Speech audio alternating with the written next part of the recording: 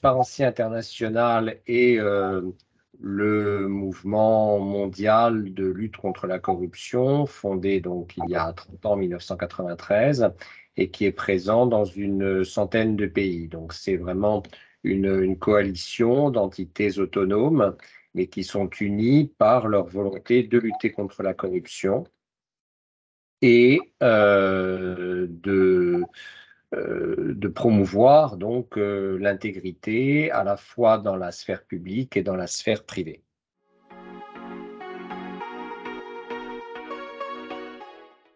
Simplement, ce que nous remarquons, c'est que la mise en œuvre est très inégale selon les pays.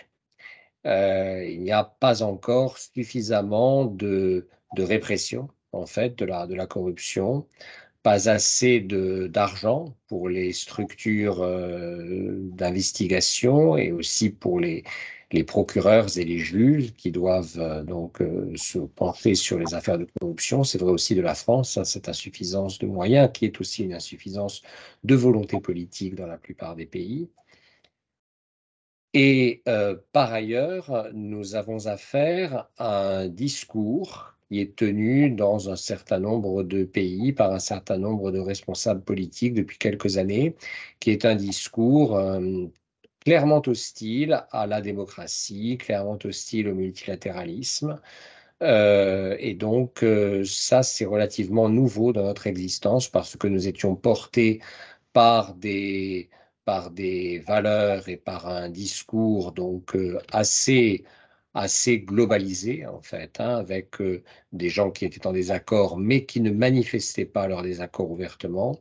Et désormais, donc c'est moins le cas. Et sur tous les continents, hein, en Europe aussi, nous avons donc des dirigeants ou des responsables politiques qui s'opposent à des valeurs qui sont des valeurs indispensables à la lutte contre la corruption. On ne peut pas lutter contre la corruption sans état de droit, hein, sans un état qui soit régi par le droit, et on ne peut pas non plus lutter contre la corruption sans coopération internationale.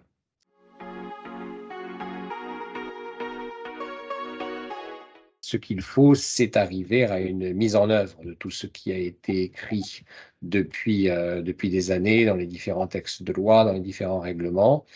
Et pour parvenir à cette mise en œuvre, eh bien, il faut davantage de sanctions, hein, contre les individus et les entités qui donc s'adonnent à la corruption, hein, donc qui commettent des actes de corruption.